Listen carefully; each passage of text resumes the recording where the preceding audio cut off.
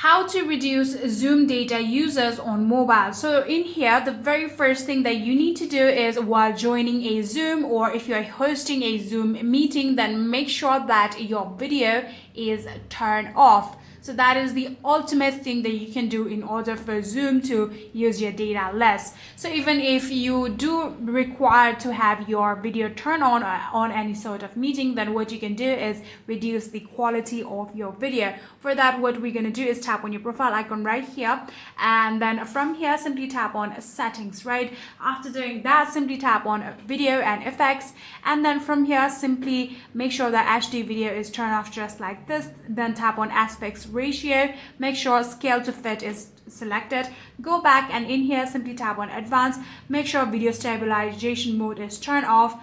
And just like this, that's all you need to do in order to reduce Zoom data users on mobile. If you guys do have any further queries, please let me know in the comment section down below.